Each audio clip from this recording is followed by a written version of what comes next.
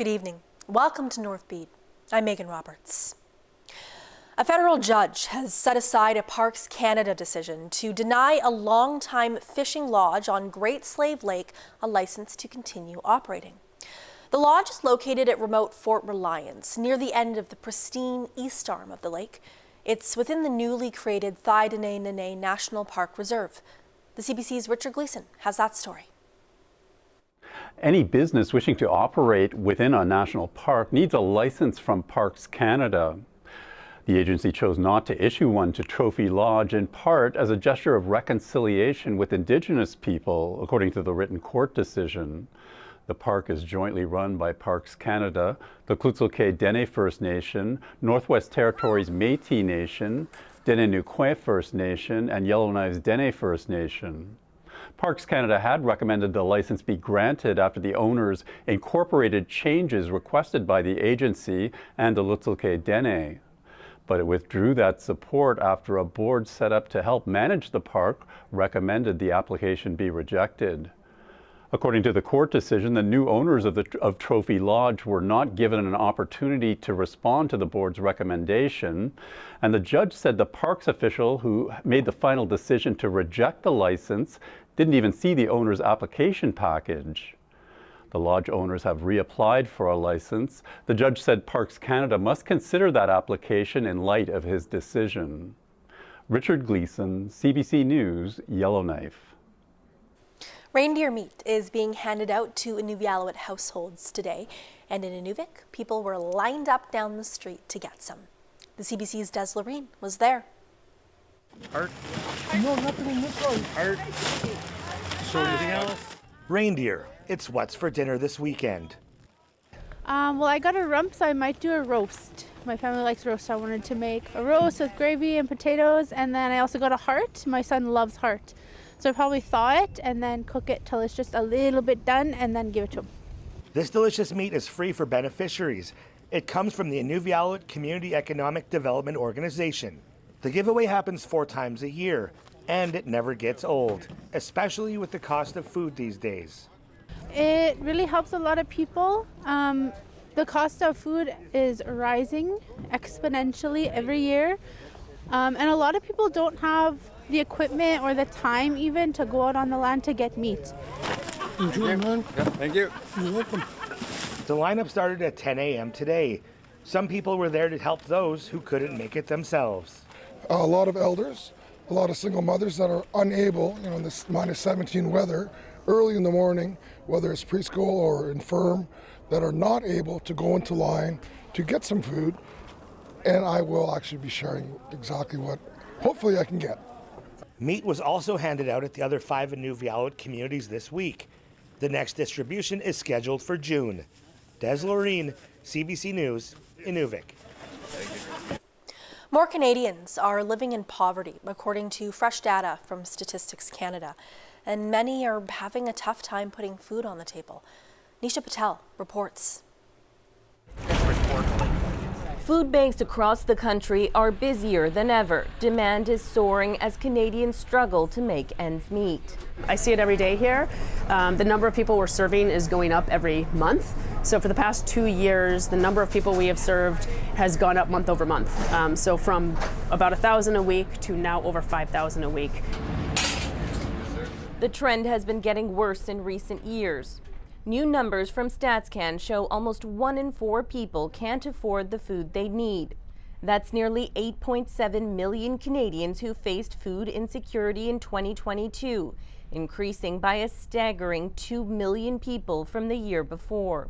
We're on a single income right now, and I was also in school on loans, and so things were very, very tight. It comes as incomes shrink. The median after-tax income falling to a little more than $70,000 in 2022 as benefits related to the COVID-19 pandemic were discontinued.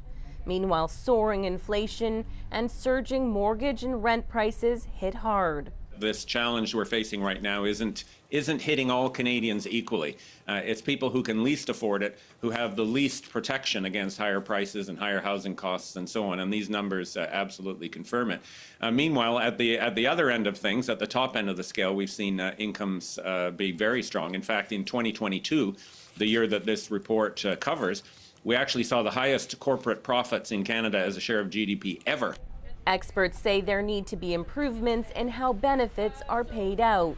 We've got many examples in Canada where people who are receiving welfare, those payments are not indexed to inflation. So over the last few years, they've become systematically poorer.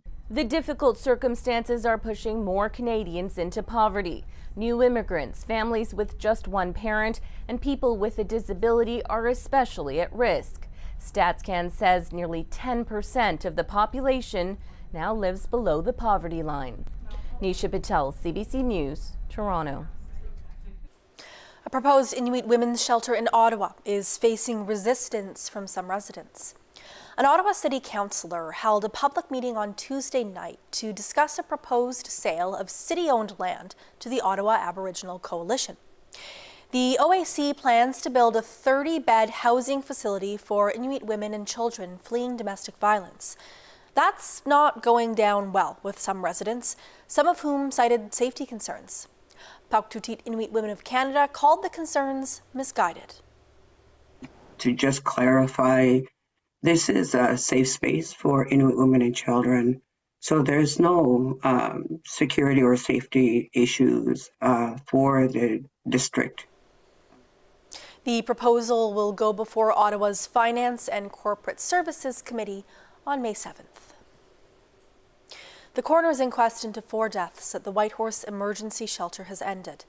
Yesterday, the jury found that Cassandra Warville, Miranda Tisha Charlie, Josephine Elizabeth Hager, and Darla Skookum died at the shelter of accidental causes. It also issued recommendations for Connective, the nonprofit that runs the shelter, as well as for the Yukon government. Virginie Ann has the details. The last 3 weeks have been dark and emotional. That's what family members of the 4 Indigenous women who died at the Whitehorse Emergency Shelter said after the inquest. It was really hurtful, but I'm not here today to be angry. I'm here today to make awareness out of my daughter's story, and we need to let our anger go. We need to try to move on and help each other. We need to try and to move forward because this was traumatizing and disturbing and hurtful. As the mother of Miranda Tisha Charlie said, the time is now for healing. Today, the Yukon Aboriginal Women's Council held a walk to mark the end of the inquest and to commemorate the 4 women. The youngest sister of Darla Skookum said this is what her sister would have wanted, to see people coming together. And we're so happy that you guys all came out, and she would have been very happy. She is very happy to see a big turnout.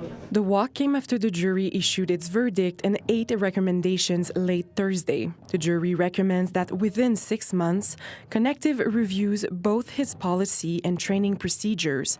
That includes giving priority to hiring Indigenous staff and people with lived experience. But family members and Indigenous advocates say they are exhausted after yet another institution failed them.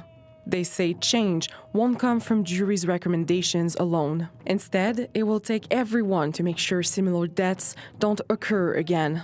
And that was exactly the theme of the walk, unity in community. Virginie Ann, CBC News, Whitehorse. Around 50 people rallied in Whitehorse today as part of Fridays for Future. It's a global climate action movement. The protests are led by youth who say they have the most to lose when politicians don't prioritize sustainability. The climate is changing. So are we. The climate is changing. So are we. Sophie Mulgat is one of the organizers. She may still be in high school, but she says she's already getting tired of waiting for change. It's quite disappointing, and it's hard to see how slow it moves. I know that that's kind of how it works, but I think for an issue such as climate change, things need to happen really fast, and that's just simply not happening. It's been, I think, 5 years now. I made my first strike here, organized my first strike, and now we're still here and still asking for the same things, which is a little bit heartbreaking.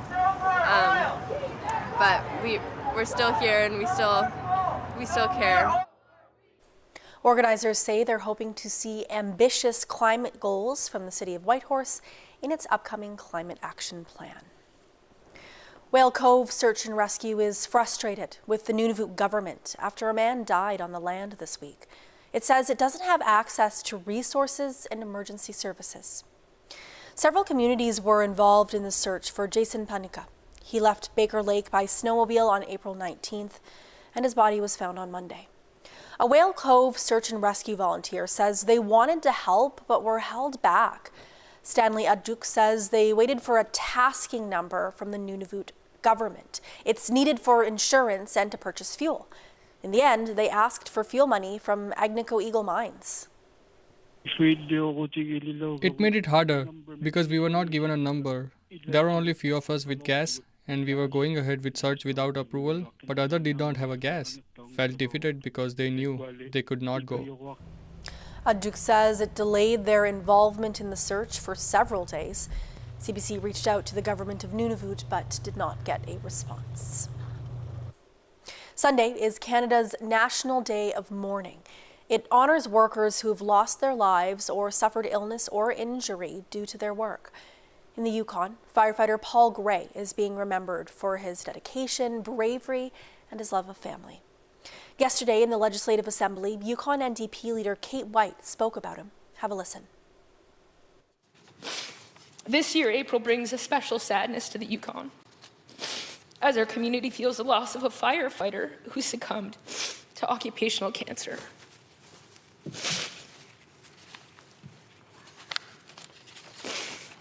I was asked to say his name, and I was asked to say it loudly. Paul Gray. Paul Gray. He left this world on April 18th, 2024, after a 2-year battle with a work-related injury common to firefighters, pancreatic cancer.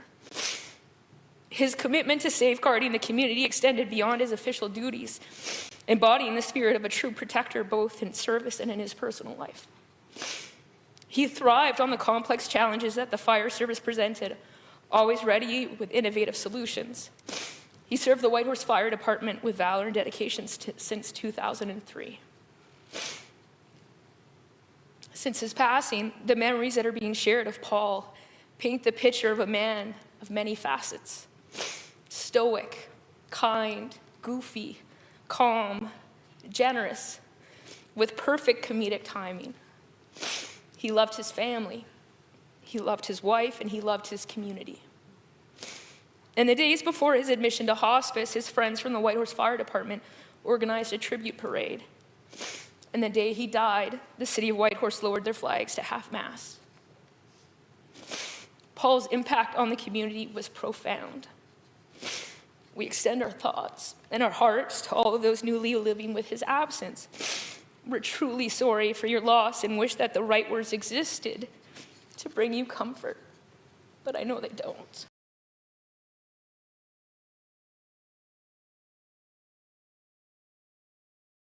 Legislation that prevents injury or death on the job. She says his name will be added to the Canadian Firefighter Memorial Wall in Ottawa.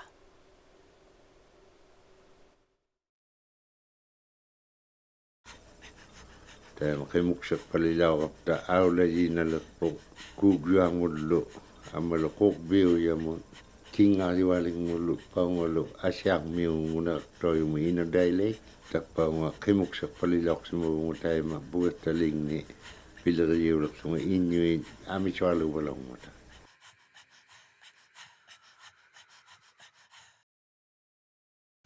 I will not forgive failure.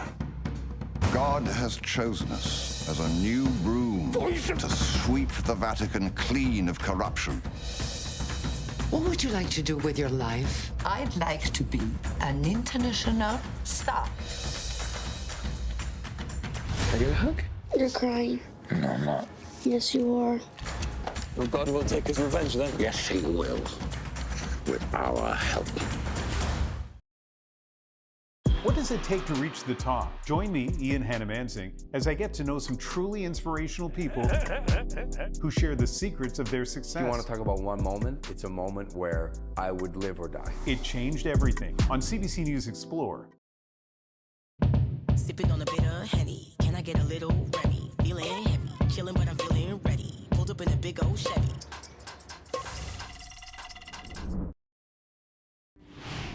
Hi, I'm Jared Monkman, host of The Weekender on CBC North Radio 1. And tomorrow morning, the show is coming to you from my hometown of Hay River. I'm happy and humbled to be here as well. This town has been through so much. You'll hear from people on the show like the mayor of Hay River, Candace Jameson, about what they're doing to prepare for another season of breakup and wildfires, and Sandra Lester, who lost her home and livelihood, about how she's gotten through the year and made a new life. That's coming up tomorrow morning from 6 until 9 in Hay River. Tune in.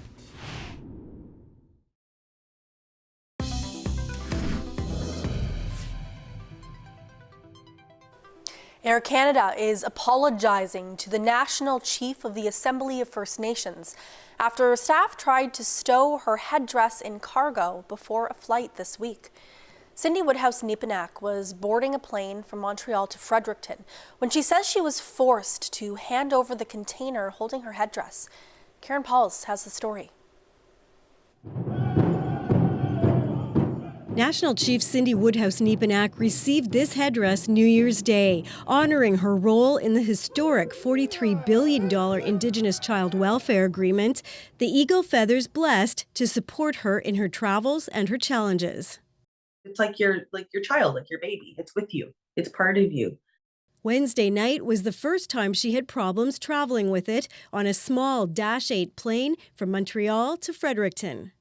They wanted to put it down below, and of course it's got cultural significance to me, and in that point I was kind of stunned.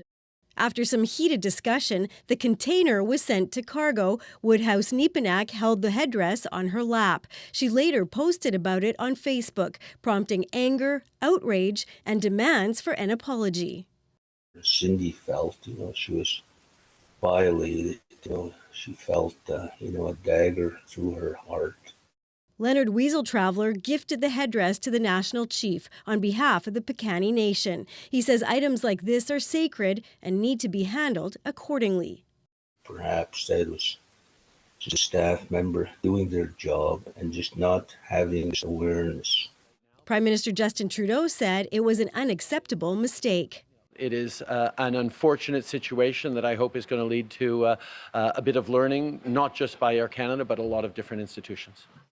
In a statement, Air Canada says it has reached out directly to speak with National Chief Woodhouse-Nepenak to better understand and apologize for her experience. The case was difficult to carry in the cabin due to stowage space limitations. The headdress itself remained in the cabin with the chief. But the airline says it will review its policies to make sure special items like this can travel with the customer. Woodhouse-Nepenak and her headdress made it home. The National Chief says despite the disrespect and humiliation she felt, she's encouraged by the support from Indigenous and non-Indigenous Canadians, seeing it as a step towards reconciliation. Karen Pauls, CBC News, Winnipeg. The Indigenous Fashion Arts Festival is returning this year in Toronto. Designers are putting together last-minute touches on their collections before they hit the runway next month. This year's theme is Indigenous survival, innovation, and pride. Inuit artists are presenting their takes on combining contemporary fashion and Inuit culture. May Ningyonyang is the designer behind Uyaratsiak's garments based in Nunavut. She works with her mother, Elizabeth, to make women's parkas using sealskin products.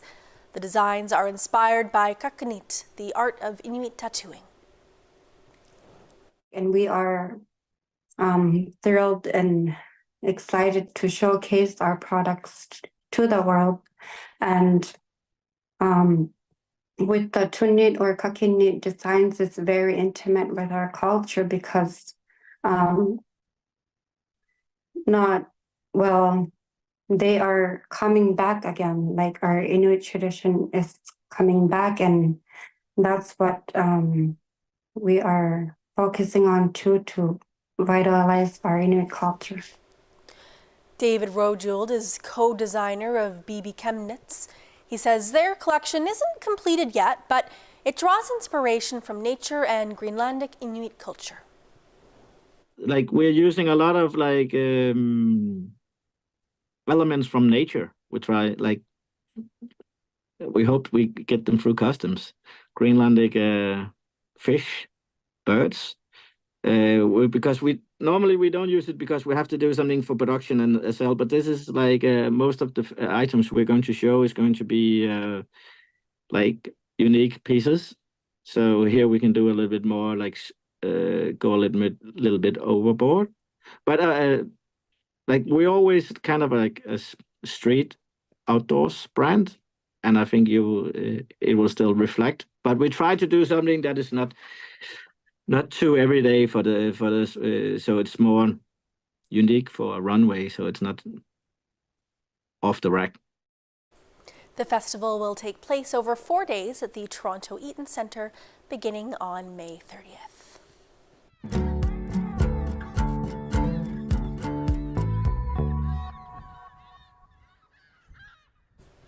Research in Cambridge Bay is looking at microplastics in snow. Scientists are gathering data on how much plastic is in snow samples close to the community. Bonnie Hamilton is a researcher with Environment Canada. She says the work is important to understand pollution in the ecosystem. What's being put into the system, how does that impact wildlife and ecosystem health, which is really the key. That's really the crux of, at least in my experience, of what the community is concerned about is how does this impact my food? How does it impact our air? How does it impact our environment, right? The research found plastic in all 5 of the samples gathered.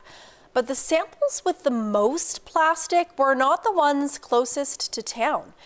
Hamilton says that might have to do with people burning garbage and wind carrying microplastics through the air. NASA is funding a new project to track the rate of glacier melt. It's using microwave radar technology, which researchers say is the only practical way to measure the thickness of snow and ice on glaciers. CBC's Samuel Watt tells us more. Strapping high-frequency microwave radar technology onto gas-guzzling planes to research the rate glaciers are melting in the Canadian Arctic doesn't sound great for climate change. It does kind of bother me that we're burning fuel to study glaciers. But the University of Arizona's John Holt says burning this fuel is worthwhile in the grand scheme of things because there's no way currently to measure the amount of accumulated snowfall in a given winter that then eventually flows down into the glacier, becomes ice and flows into the glacier itself. Holt's project called Snow for Flow will see those radar boxes flown over glaciers in Alaska, Greenland, Svalbard, and across Inuit Nunanat. Radar signals need to be used close to the ground so satellites won't work. That's why NASA selected it as one of 6 airborne missions it's funding. And that gives us an ability to do detailed studies, to understand how phenomena are operating, how the Earth is operating at the local scale. And Holt says he hopes he can get local Inuit communities to help out too.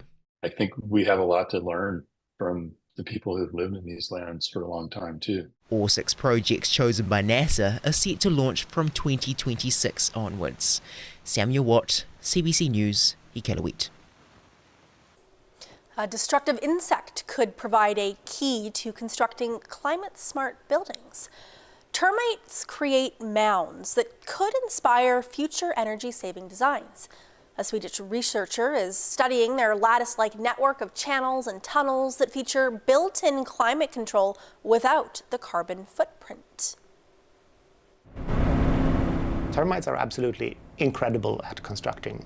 They work with very limited resources, and they work with materials that are entirely sourced from their environment. And what is incredible about them is that you can find one termite species living in one place on Earth where they have certain conditions in terms of its climate, but also the soil composition. And then you have another species that lives in slightly different conditions, and they will have a very different strategy. One of the fascinating things that the termite mound does is that it maintains a humid internal climate, even though it sits almost in the desert in a very arid environment. So what we hope to do is use the geometries and the mechanisms found in the mound skin to control the way that a building adapts to its environment and the way that it actually exchanges moisture, heat, air. So this is the Meristem wall, and it's a project or a prototype we created as a response to the termite research. And it incorporates the network and the specific channels and their effects that we discovered in the laboratory experiments. But we also wanted to investigate what it means to take it to an architectural component. We have to incorporate not only the channel network of the termite mound, but also functions such as electricity and water pipes, windows, and thinking about how this might act as a facade in an urban environment of a building. Termites build generally from mud or earth and clay, but they also live in symbiosis with a fungus.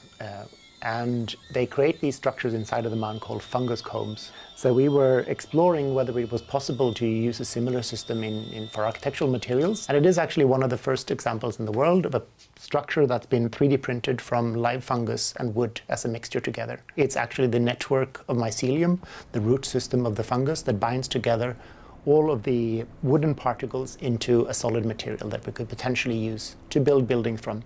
That would be grown both from wood or similar materials and from the fungus itself into things that are usable and we can make architecture from.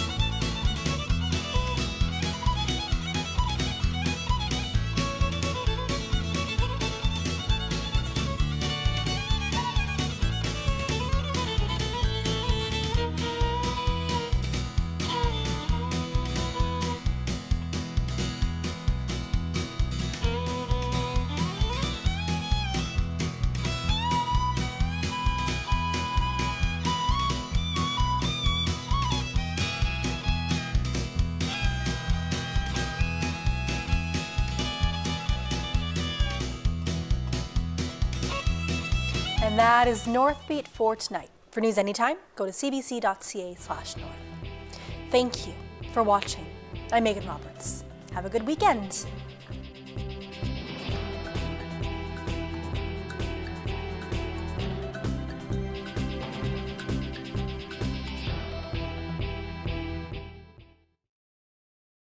What happens when we transform the country into one massive obstacle course? 20 total strangers are about to find out. Okay, game on! Relationships will be forged and crushed. I want to rip their heads up. In an all-out battle for glory. Oh my God! I'm glad that there's cameras around. Yeah, me too. Do it in, replay. Only one thing's for sure.